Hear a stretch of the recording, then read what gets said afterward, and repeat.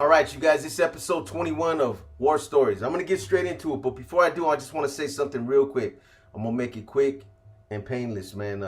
So, as you guys can see, we still been dropping a lot of content, man. We're going to keep our foot on the neck. You know, we're not going to let up, man. We're trying to put out good content, and we're trying to turn the corner. I'm always brainstorming, trying to figure out different things to make the channel better. So you guys are going to see us make another turn. Just pay attention to what we're doing and you'll see what I'm talking about, man. I want to get away from being one-dimensional.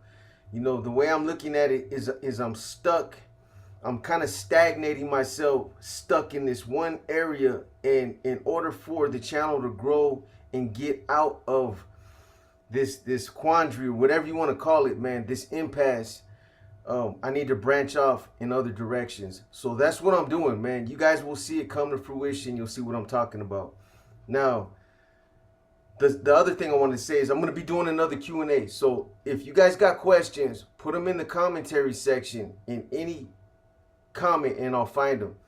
If you really want to increase your chances of making, you know, getting your question in the Q&A, go to the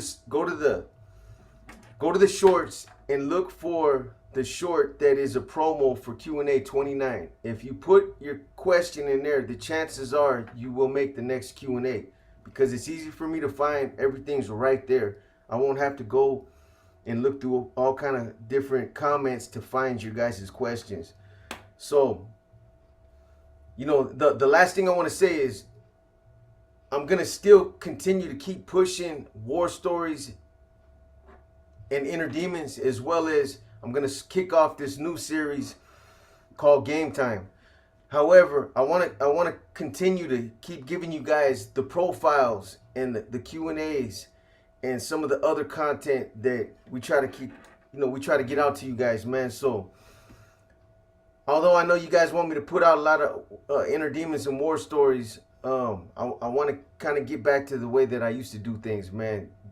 I want to get out a little bit of everything. So that's what I'm going to try to do. Bear with us, man. Like I said, we're sleep deprived over here. Sleep deprivation is a part of my world, man. Whatever it takes to finish the content that we start over here, man, we're getting through it. Straight up. You know, there ain't no bullshitting over here. Ain't no half-stepping, man. No. Me and Sam, man, we put a lot of work and a lot of effort into the content that we put out, and I appreciate those of you that have acknowledged that, man, because again, man, it's not as simple as just firing up my computer and standing here and running my mouth for 30 or 40 minutes. Man, there's so much more that we put into our content than the average YouTube content creator. It's not even funny, man. Everything from writing to designing the thumbnails, to narrating, to recording, to putting it all together, to take pictures and put that with the content so you guys can get the visuals. I mean, it just goes on and on and on, and it's time consuming. That's why, you know, the average individual, they can get out a reaction video or a profile on somebody in 15 minutes and be done, and maybe do that fucking 10 times a day. Whereas me, it will take me sometimes 4, 5, 6 days just to do a profile. And I know that sounds crazy, but and we're all about quality over quantity here, man. I'd rather, you know, put a lot of effort and time and work into our content and feel prideful about it than to just, you know, inundate you guys or you know, just saturate you guys with video after video after video. You know what I mean? So it works for some people, it don't work for us, man. When you do that, you run out. You eventually you're gonna sputter. You're gonna run out of gas. Or you're gonna start regurgitating. You're gonna start talking about the same shit over and over. And before you know it, you're gonna be like, I got nothing else to talk about. Why? Because I'm one-dimensional and I don't put no work into my content. So I've been doing this for 4 years, and I'm not gonna do things the same way. I'm gonna continue to grow, man. I'm gonna continue to push. That's what we do, man. And that's the same kind of motivation that I try to instill within Sandman. We're gonna continue to push, man. Anyway, so with regards to war stories, like I tell you guys, man, I have a lot of war stories. I've done a lot of shit over the years. So I can sit here and tell you guys story after story, and there's times throughout the day where I'm like, you know what? I'm gonna tell him this one, or I'm gonna tell him that, or I'm gonna get into this one. Now, that's a good one. However, a lot of times when I'm doing lives, you guys will make a suggestion or you'll ask a question. Hey, B, you got any dirt about this area over here? Have you ever done anything over here? You got any shootings over there? And that will help jar something loose. A lot of stuff I forget about until somebody asks a question or something helps jar that loose. So it's helpful, man, when you guys ask questions about, if I've done anything in this area, if I've done anything in Santa Rosa or Sacramento or San Francisco or Oakland. So the other night, one of the viewers asked if I had any kidnapping stories out of Salinas or any shooting stories out of Salinas. Matter of fact, I do. But I'm going to keep it real with you guys, man. Those kind of stories right there, I try to be real careful with talking about that stuff. And, some of you might think that's funny, man, but, to me, I take it serious, man, because again, I keep emphasizing this. I'm not trying to get myself caught up by saying stuff, by putting my foot in my mouth, and I end up getting a knock on my door, man, or my door gets kicked in. You know what I mean? This is to help. I've told you guys before why I do the war stories. For me, it's not about glorifying myself or about glorifying gangbanging or that lifestyle. I've had to tell myself, because I never wanted to do war stories, I've had to tell myself the reason why I'm going to do them, to justify it in my mind. The reason why I will tell these guys war stories is because I want these youngsters to understand that this is the type of shit that they're going to be involved in. This is what they're going to have to do out there. They're going to have to be out there stabbing, shooting people, smashing cats. And when you're out there, you're stabbing and shooting people, you're going to get some of that same shit right back. People are going to try to stab you. They're going to try to shoot you. And I know I sound like a broken record, but again, man, I'm 52. And I consider myself fortunate to still be here at 52. There's a lot of homeboys that are gone. It's a trip when I think back on it. But I'm not lucky. I didn't get lucky, man. I'm still here because I knew how to navigate through the prison system and through the streets. I played politics. I knew how to play politics better than the average individual. But sooner or later, politics swallow you up, man. There's always somebody else that's either they're savvier or they're dirtier. In my situation, you already know, man. So that's why I do it. And, I want these guys to understand that they might not live to be in their 50s, man. They might not be that fortunate. So hopefully these kind of stories will resonate with some of these guys, and they'll think about, man, I don't want to be out there and become a statistic or be out there and end up losing my life over some dumb shit. Because at the end of the day, man, it's all stupid, man. It's a stupid game that we're playing, but it is what it is. So I'm going to talk about this story right here. I'm going to be careful with it, man, because it is a kidnapping story. And I'm not sure what the statute of limitations is on kidnapping, but I do know that kidnapping is a serious charge, man. Out of respect for some of the other individuals that were involved in this situation, I'm not going to mention them by name. I'm not going to talk about nobody else that was there or was involved. So I just talk about myself, man, and the only people I talk about are people that might be deceased. It ain't gonna have an effect on them. So anyway, this obviously happened in Salinas. during a specific time. I'm not going to pin myself down and talk about the time frame, but it happened out there in Salinas. At this time, I was out there and I was assisting the regiment out there in Salinas. There was a lot of shit going on, man. There were a lot of individuals that were out there on the streets that were causing disruptions. They were causing issues for the regiment. You know, a lot of times, man, when cats drop out and they get out and they go out to the streets, a lot of times these dudes are tired. They don't want to play the game no more. They're tired of playing the game, and they ride off into the sunset, into the shadows, to never be heard from again. And that's a good thing, man. Those dudes more than likely are never going to be fucked with. They'll go on to live their life until they take their last breath. And that's probably the smart thing for most cats to do that fall in bad graces with the organization. Fade on out, do the family thing, leave that lifestyle behind.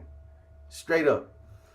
Don't go out there and try to operate or try to blend in the shadows and run the streets, or try to function in areas where, the NF, the areas that are considered NF territory, areas that are active, areas that homeboys frequent out there.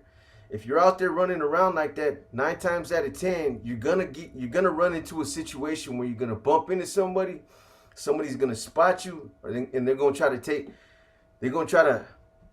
get you, man, straight up. And this is a good example of it.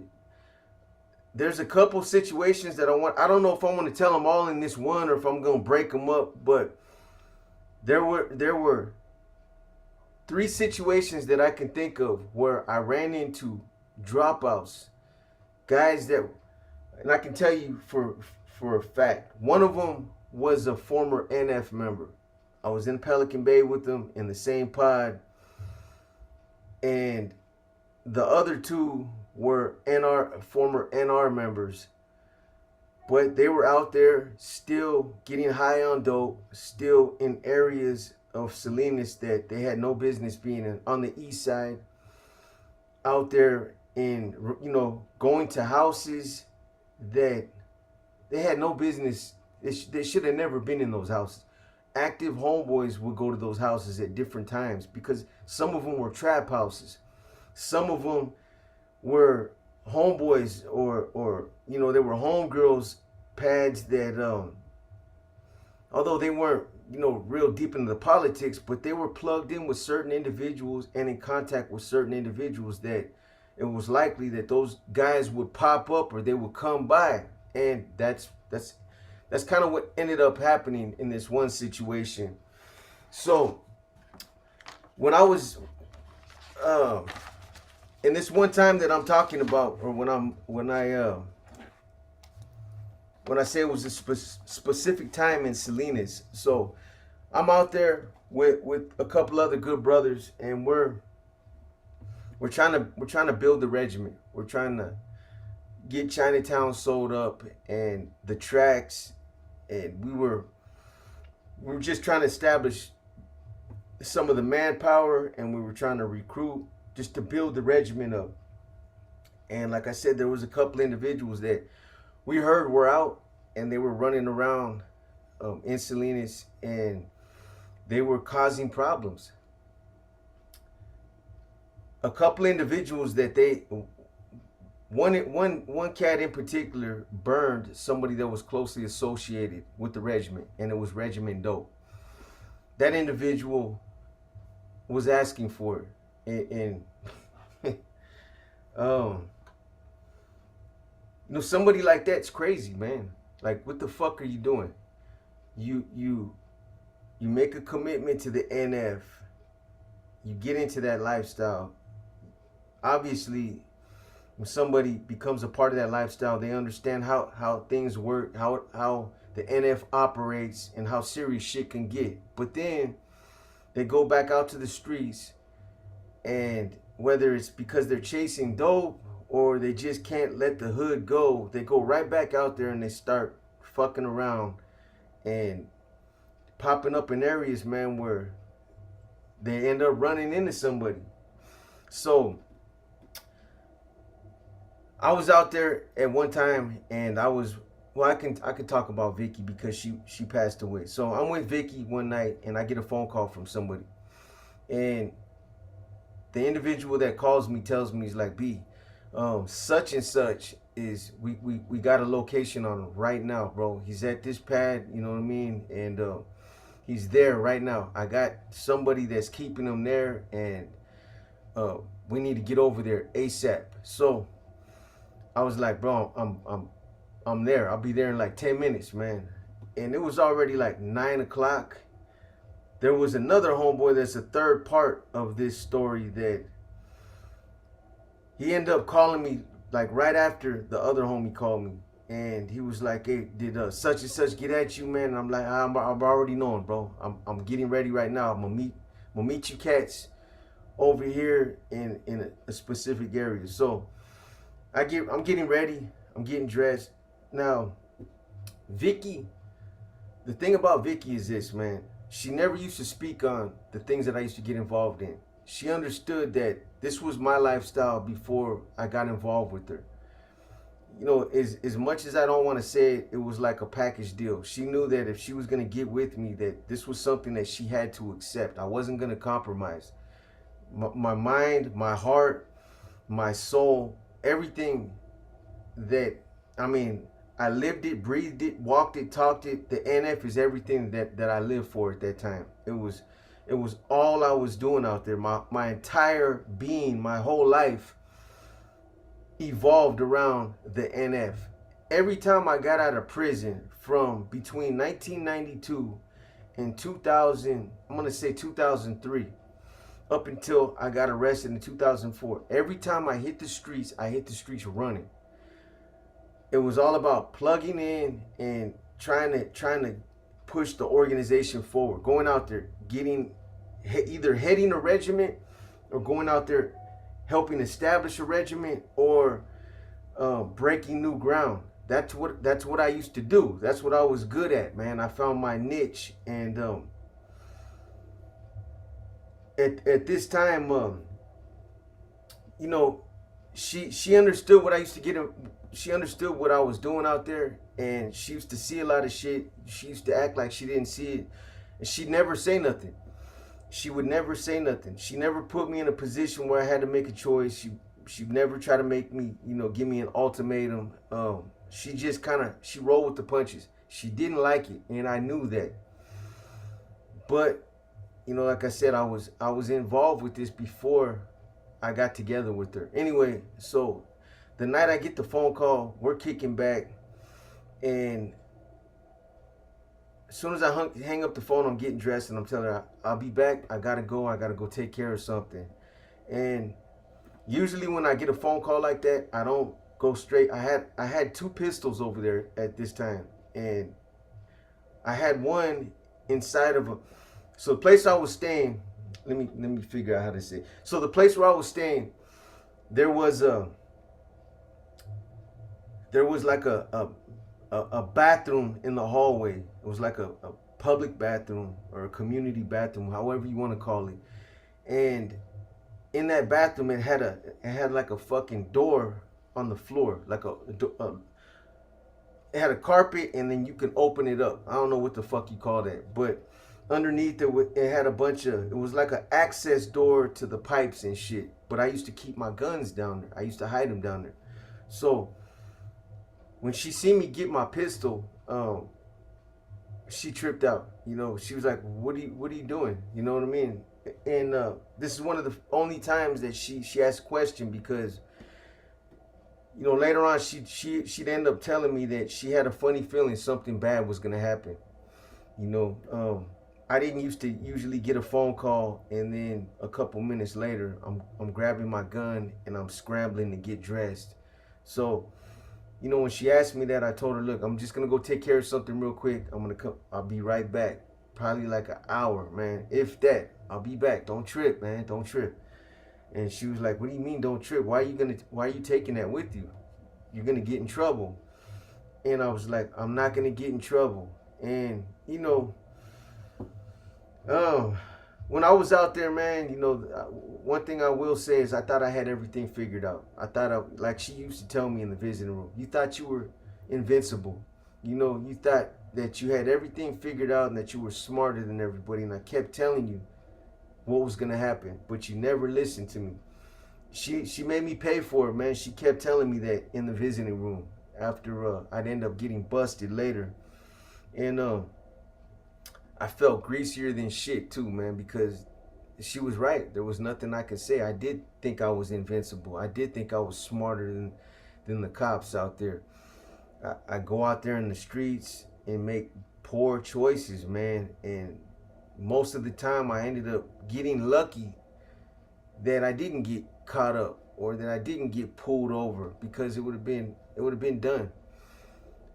Anyway, I told her I was gonna be back in an hour. That I had to take care of this. It was something of high priority, and I had to leave, man. So I left. She was upset. She was upset when I left, and she told me, she was like, I don't think you should go. She goes, I have a funny feeling something bad's gonna happen. So I told her, I know, I hear you. It's okay though. I'll be back, man. You'll see I'll be back. I said what I had to say to keep her pacified, man. So I left.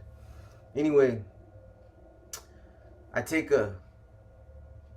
I'm not even gonna talk about the kind of gun I'm probably being too overly cautious, but so what, man? I'd rather be play it safe. I just rather play it safe. So anyway, the pistol I had with me, I checked it. I made sure I had all. I made sure I had a full. The gun was fully loaded, and then I smashed off, man. So it takes me about 10 minutes. I mob over there real quick. And even though I tried to get there quick, I was trying not to drive all crazy. I didn't want to get pulled over. Last thing I wanted to get was pulled over, man. And at that time, with the pistol on me, there's no telling what would have happened. I might have took it to the extreme. I might have tried to get away. I might have ended up getting into a shootout. I don't think, being a three striker, that I would have just tried to throw the gun and get away, or act like I wasn't gonna get searched. I was on parole, so there's no way that they were gonna come up on me, pull me over, and not search the vehicle. I'm high control parole. It's mandatory. I mean, it's when you get pulled over, you're not gonna get just ticketed and they're gonna let you go away. They're gonna search the car, man. So I don't know how things would have played out, man. I can't call it. Anyway, so I'm driving. I get over there. I meet the homie. Then the other homie pulls up. Now, it doesn't even matter what the affiliations were, but one of the individuals I worked real close with, and I had a real tight bond with this individual, and I trusted him with my life, man, and I still do to this day. The other cat, cool ass homie, solid as fuck, man. Never heard nothing bad about him. To this day, well, I'm not sure. I don't know if he's still active. I don't know what his situation is, man. But we always kept it 100, man. He was a good homie. So anyway, when we get there, we kind of all get there about the same time. The other cat comes like a few minutes later.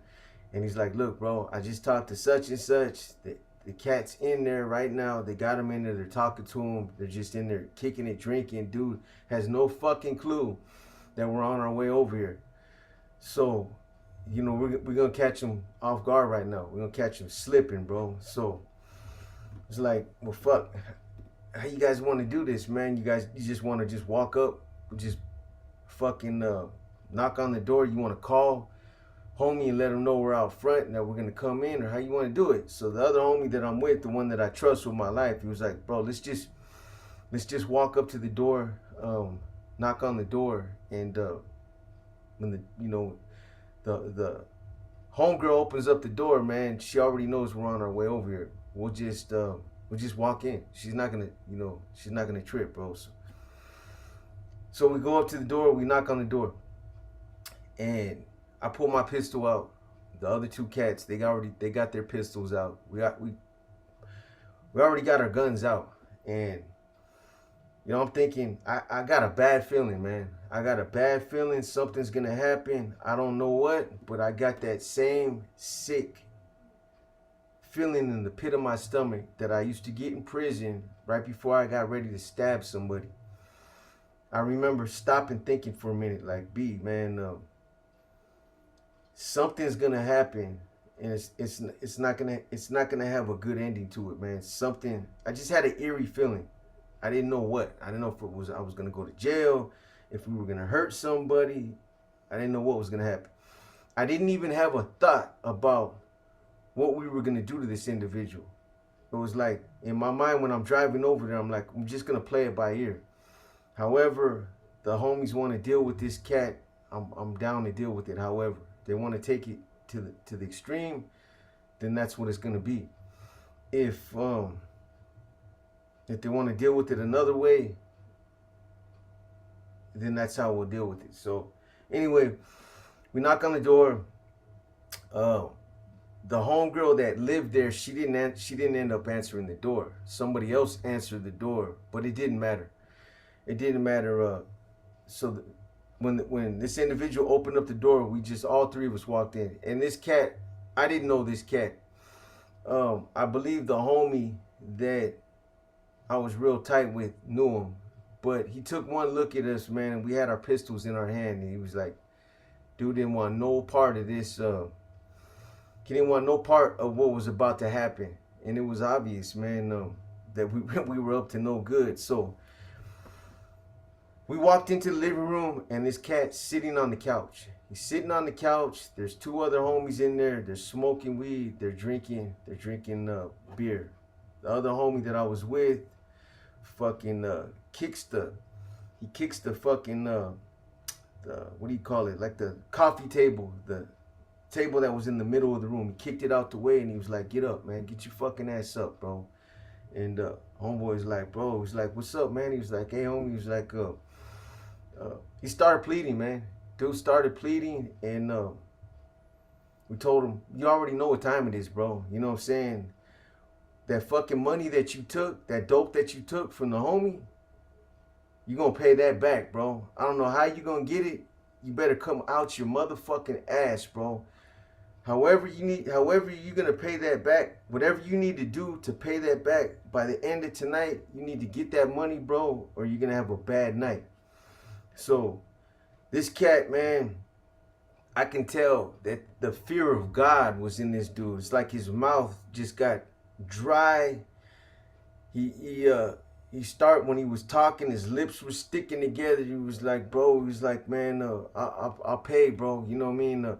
Whatever I gotta do, such and such, I'll pay. I ain't trying to get caught up, man, with you guys, man. I don't want no problems. And homeboy's like, give me your fucking cell phone, man. Give me your fucking cell phone. And he started going through so when he started going through his pockets, I slid up next to him and I grabbed him. I grabbed him by his fucking arms and I started going through his pockets. So now he's tripping. Dude's tripping and he's like, man, I ain't got nothing on me, man. And homeboy was like, well, let's go, bro. We're going to take a ride real quick. And homeboy did not want to go. He was like, man, he was like, bro, let me make some phone calls. I'll get the money here. I'll get it dropped off right now. I'll get it delivered right now. I'm telling you, homeboy, I have the money. My lady will drop it off right now. So we were like, bro, we'll talk about that outside. We need to get up out of here right now. And homeboy was like, man, he was like, bro, he's like, I gotta fucking go back to the pad right now. I got my kids. He was like, come on, bro, don't do this, man.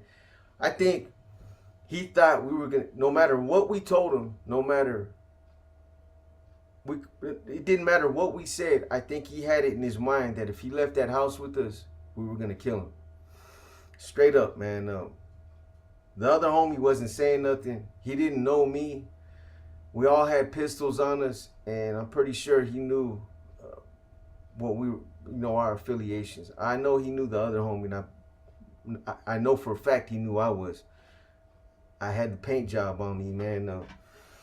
So anyway, or I had the artwork on me, the paint job. So Anyway, we tell the homie, man, we need to get up out of here, bro. You need to come with us, man.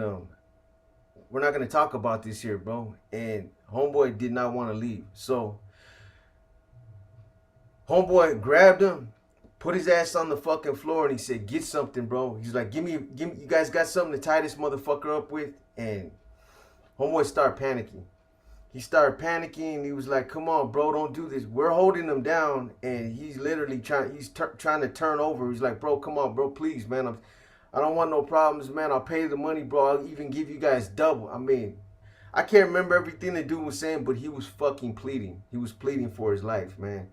Anyway, uh, the other homie went with the female that owned the pad and got some fucking like some yellow rope, and we tied him up. We tied his hands up, we tied his fucking legs up, and we carried him out the house. We carried him out the house like a fucking suitcase. And homeboy told him when we were walking out, we didn't put nothing in his mouth, but when we were walking out the house, homeboy told him, "If you fucking start yelling when we get out, we're gonna fucking shoot you, bro. We're just gonna fucking kill you and fucking leave you in the fucking gutter, man." So we take him outside, and when we get outside, I already knew what homeboy wanted to do, and we were both on the same page. So we threw him in the trunk, and again, man, the whole time that we're with this guy, man, he's begging like a fucking. His man card was completely gone, man. He was like, "Please, man," he's crying like real tears. The motherfucking the faucet was on, man. He's crying. He's telling us, "Man, I'll pay you guys, man. I'm sorry. I didn't mean to fucking, the homeboy left, and you know what I mean. I didn't mean to fucking take off this money. Somebody else took it, man." He was like, "Bro," he's like, "Please, man, don't do this, man." We were already past the point of no return. Straight up, there's nothing that he could have said that would have changed anything, man. But so anyway, we throw him in the trunk and we take off. So we drive out to an area in Salinas. There's a street out there. It's called Blanco. I think it's called Blanco Road. It's an area that goes out to the salad fields. It's the dumping grounds, man. That's where people used to dump bodies at. Out there in those salad fields, man. So we're driving them out there, man, and while we're driving, I can hear him in the back the whole way, man. This fucking dude is crying, and he's yelling, and we're telling him from inside the car, "Man, shut the fuck up, or we're gonna kill you, bro. Shut your fucking ass up, man."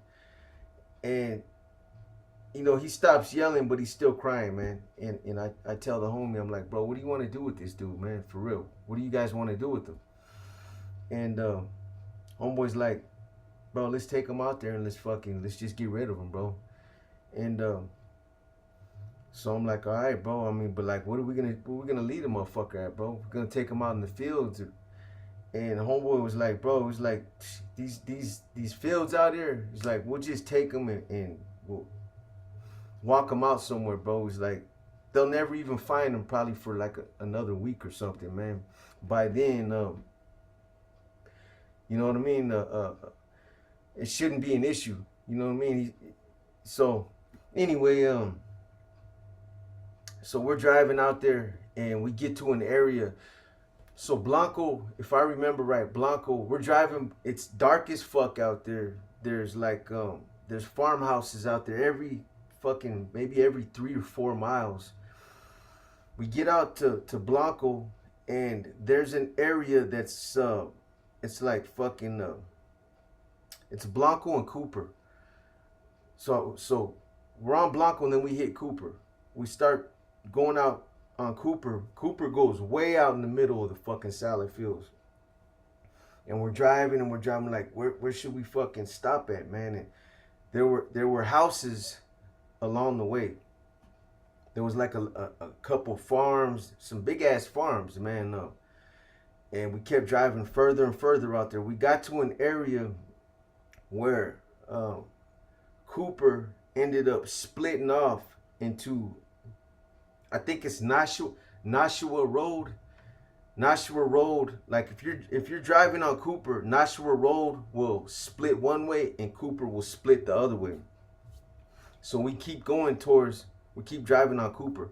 And if you keep going down Cooper, if you go all the way to the end, you're gonna end up hitting it turns into I think it turns into Castroville Road. So anyway, we drive out there and we get to an area where it's like, pull over right here, bro. Right here is a cool spot. It was dark as fuck. The houses that were out there, we were separated. We got some distance between them. So when we get out there though, man, I'm thinking, I'm like, bro, you know, I didn't have any second thoughts about taking it to the extreme. But what I did tell the homie is, I'm like, bro, look, just take this into consideration. If we get rid of this dude right now, everybody at the house knows that we left with them, bro. And I don't know that female. I don't know those other two homies. I'm just telling you guys to think about that. You know, if you're cool with it, man, hey, you know better than me. But I don't know. And you might just want to think about that. It was just something that came to my mind. Because when we're driving out there, man, I'm thinking about all the different scenarios. Like, can this come back? You know what I mean? How can this get traced back to us, man? Or, you know, are we making a mistake? Should we do it now? Should we try to do it later? You know what I mean? And I thought about that. Like, we just left the house with 3 people that seen us carry this dude out like a suitcase. If we knock this dude down, man, you know, we might not hear about it next month, maybe next year, maybe not even 5 years. We might hear about it 10 years from now. But it's not a good situation to be in. I'll be honest, man. I wasn't comfortable with it. So homeboy's like, you know what, you're right, bro. He's like, you're right. He was like, you know, I know the hyena, but I can't say I got that much trust in those other cats, bro. He was like, let's just dump this motherfucker out here, bro, and make him walk back. And you know, the whole thing about, we thought about having somebody come drop off the money that he said that he would pay, because he was like, I got the money right now at the house. I'll fucking have somebody come out here and drop off twice what I owe. We all knew he was bullshitting. We all knew he didn't have the money and that it was a ploy to just hopefully try to, you know, get out of the situation that he was in. And this is just another person that's going to be aware of everything that's going on. So, and just like, let's just untie the motherfucker and just leave him out here and make him walk back. And we'll tell him, you're going to fucking pay that money back. Otherwise, the next time you take a ride like this, bro, you're not walking back. So that's what we did, man. We fucking, lucky motherfucker, man. Lucky ass motherfucker. We popped the trunk. You know, this dude, obviously he heard the whole conversation. We talked about it in the car. He's in the back fucking trunk. The whole time we were driving over there, he's crying like, man. I mean, he's scared. He's crying and he's begging. But, you know, we're in the car and we're talking about it. He was quiet as a motherfucking church house mouse. He wasn't saying nothing. So I knew he was listening, man. So anyway, we got out, we fucking popped the trunk, and then we untie him. And homeboy tells him, he's like, bro, I'm gonna tell you right now, homie. He's like, that money that you fucking took, he was like, you better pay that money back. Otherwise, man, the next time you take a ride like this, bro, you're not gonna live to talk about it. You know what I'm saying? You think that you can just get away with taking NF money and that there's no consequences? And homeboy fucking pistol whooped him, and that was it, man. He pistol whooped him a couple times, slapped him around, and we got back in the ride and we split. We split, man. And when when we're driving away, man. The other homie was like, bro, he's like, the other homie in the back seat, he's like, man, I thought about that for a minute, man. I started to think about that, but this fucking piece of shit, man, has been causing chaos, bro, for the last couple months. And homeboy wanted to get him. He's the one that called the other homie I was real tight with and told him, hey, we got him right here. I mean, he's, like I said, he's somebody that's solid, that has always worked with the regiment. A lot of you from Salinas probably know him. You might even be aware of this situation that I'm telling you about right now, because it was talked about. It was talked about before. Nobody really gave a fuck because the dude lived another day. So that was one of those situations, man. It was a kidnap. There's your kidnapping right there, man. A kidnapping is anytime you move somebody for more than 15 feet. That was definitely more than 15 feet. Like 30 miles out into the salad fields of Salinas, man. Anyway, that was one situation. I'm gonna give you guys one other situation it's kind of funny, but it happened around the same time. There's two of them, but one of them I'm gonna talk about it in another war story, because I can elaborate on it, I can expand on it.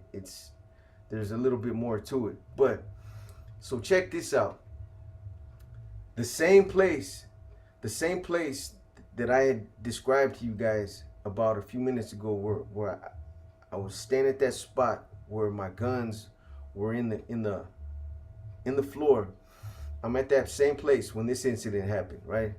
So that place was a place where a lot of people used to come. A lot of fucking just straight street people. There were other people that lived there. Just put it like this: it was somewhat like a hotel. It was kind of like a hotel. There's probably like 10 other cats that were living there. The dude that kind of supervised the spot, he lived in the front. And a lot of times he'd have prostitutes and just cats that would come in and smoke dope or shoot dope. He used to always have something going on up in at his spot, man. Anyway, I used to kick it with the dude because he was a cool ass cat, and being that that he supervised that place, I kind of needed him on my side, man, for other reasons. I needed him on my side. I needed to keep him in good graces with me, and because of that, it enabled me to utilize him and some of the resources he had. I ain't gonna get in all that, but just trust me, it was to my advantage to keep him in pocket. So that's what I did. So anyway, look, man, this is fucking crazy. This is how much dope must fuck you up, man. When you're out there on the streets and you're running around and you're not paying attention to your surroundings. There was a cat, and I'm gonna give you the respect of not mentioning you by name. And if you see this, you know who you are, man, and you kind of break that day. But so there was an individual that came over to his apartment. He came over there, and I guess he must have came with somebody else, and they were sitting in this dude's room. A lot of times I used to bounce around from room to room. There was other people I used to know over there, and a lot of times I go up to the front where this dude was at. So that night, I just so happened to go over there. I walked in, and there was like 6 people in there, and then there was he had this hooker that used to come over there all the time. She used to come over there, and she used to just get naked. She would come, get naked, and she start dancing and doing some old funny ass shit on the floor. She was dirty. She was nasty, man. I mean, I'm fresh out, right? There's one time I'm fresh out, And she gets up. I remember she was sitting on the couch. She gets up and she starts dancing. She just starts dancing. This dude's got some music on and we're cutting it up, and all of a sudden she starts dancing. I look over at her, I'm like, it was kind of odd. But I was like, okay. So next thing you know, she's taking her clothes off. She took all her clothes off, man. And then she tried to get up on the couch. And like I leaned back, I'm like, you know what I mean? What the fuck you doing? Right? I'm tripping on her. And then she stands up on the couch and then she tries to step in front of me and put her ass in my face. And I was like, no. And I pushed her out the way. But anyway, she did that another time. But she was there that night when this situation happened. So her name was Misty. They called her Misty. And that's what she used to do. She'd get loaded, and whenever she get high on that shit, she used to smoke crystal. It would make her come out of her fucking clothes and just start dancing. And hey man, if you were there, you could have had your way with her. I never would even look twice at that old. Oh man. Just her hands. Hey, for me, I'm gonna tell you guys straight up, man. And I know this is kind of off topic a little bit, but for me, one of the first things I do when I look at a woman is her hands. I don't got no fucking hand fetish, but I look at a female's hands, and if she takes care of her hands, then she takes care of herself. And that's something that's I've always looked at their hands, right? She's got to have nice manicured nails, and she got to take care of herself. And that's one of the first things I noticed looking at her, man, is her fucking hands. Her fingers, she had no nails, and she used to obviously bite her nails, but they all were like black. Oh my God, man. And her fucking toes were the same way. She never used to wear, she used to always wear open, whatever you call them, open shoes, you know, sandals and shit like that. Fucking straight turn off, man. But anyway, so she was there that night that this happened. I walk in, and as soon as I walk in, I see this cat sitting on the couch. This is somebody that I spent about 2 years with in the fucking shoe program in Pelican Bay. I walk in and I sit down, and I'm sitting there looking at this cat, and I already know he's in bad standings. I'd already known what time it was with the cat. I'd heard about it, I believe I knew about it the last time I got locked up when I was in Quentin. I'd heard he dropped out, and he might even been on the first tier, but it was well known that he was done. But I sit down and I'm tripping on this fool. I'm sitting there tripping like, this dude does not recognize me, man. He's fucking slipping. He don't have no idea who's sitting right across from him, and he's just carrying on like nothing. He's talking. They're passing the pipe to him. He's smoking dope, and I'm laughing to myself, man. Like, wow, this fucking idiot, man. You know what I mean? This dude deserves to get his motherfucking block knocked off. So I could have destroyed the dude, man. Trust me. I could have really destroyed the dude. I could have probably got up, walked into the other room, or even got up in that cat's room, went into his little kitchen area, grabbed a fucking steak knife, and I could have just plugged this fucking dude. And he would have, by the time he would have realized what was happening, it would already been too late. He was so fucked up on dope that his awareness was completely, it was gone, man. He should have recognized me. We had been in a pod for 2 years together. As soon as I seen him, I recognized him. So anyway, I'm sitting on the couch, and at some point I tell him, I'm like, hey, such and such. And he looks up, and I'm like, hey, you don't recognize me, huh? And he looks at me, and then I can see the look in his eyes where he recognizes me. He recognized me. And as soon as he recognized me, he was like, psh. He was like, oh, what's up, man? And I'm like, what do you mean, what's up? You know what's up. And as soon as I said that, he got up and he walked to the door and he fucking ran out the fucking door. He ran out and I went out after him and I just fucking with him, man. You know what I mean? It was comical, man. I told him, hey, man, you fucking, I gave you a break, fool. You know what I'm saying? I could have fucking dusted your ass off, man, and you would have never even seen it coming, bro. But it was crazy, man, that this dude had been up there with me for 2 years. I was there when he was recruited. I used to fucking, I was part of his indoctrination process. Like, we were there for 2 years. He did not recognize me.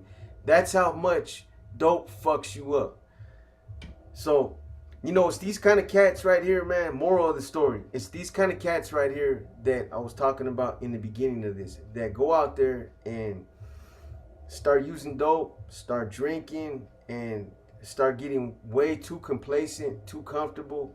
They run into cats like me when I was still active. And then, you know, they end up getting their ticket punched, man. And maybe for a brief second, right before they take that last breath, they wondered, like, damn, how'd I get caught slipping? I don't know. But, you know, for those of you, man, that are no longer affiliated with the game, I hope you take something from that. I hope you take something from that. You know, I had a black heart back in those days. I had bad intentions. And that one individual, I liked that dude at one time, but I had bad intentions. I wanted to do something to him and I thought about it, but there was too many people in that room and I gave him a break because I gave him a break, you know. But in a different setting, in a different situation, he might not have got, well, he wouldn't have got that break. The other cat that we took out to the salad fields, or to the dumping grounds, he caught a break, man. He caught a real break. He ended up dying later. He ended up getting killed out there in Salinas. So, you know, I guess he was still running around thinking that he can still blend in and play that game, you know. So anyway, man, this episode 21, Inner Demons. I might try to do the hat trick. I don't know. It's 6:30 right now. I might have enough time to run one more. If not, if I don't do a war story, I might fall back and hit you with an inner demon. We'll see, man. With that said, man, like I said, episode 21, I hope you guys enjoy this. I hope you take something from it. There's some valuable messages in here for a few of you that are at different places in whatever you want to call it, your career, in your life, where you might be at. I know that there's some of you that are DOs that are watching this, some of you that are still running around in those spots, and maybe you're thinking that, you know, that you can navigate the streets and nobody's going to catch up with you. Maybe you're thinking that. Or maybe you're thinking that, you know, you're just one of those cats that can get out of situations because you're smart. You're smarter than everybody else, man. I don't know, but I'm going to tell you like this, man. Sooner or later, you keep fucking around, you're going to end up running into somebody. And you guys already know how we used to operate out there, how the NF used to operate. A lot of people don't get a second chance to talk about shit that they've done, or when they get put in situations like that, they don't get to live to talk about it. You guys have heard all the stories. Look at Little Man. Look at Mikeel. Look at Brown Bob. Those are some of the ones you hear about. You know what I mean? I know a lot of other ones, but it is what it is, man. I hope you guys enjoyed this episode, man. If you guys have some more ideas, if you think about more different kind of war stories you want to hear about, ask me when I'm doing my lives, man. Again, it helps jar some of these memories loose. With that being said, man, episode 21 might hit you with that hat trick. We'll see, man. But I'm out.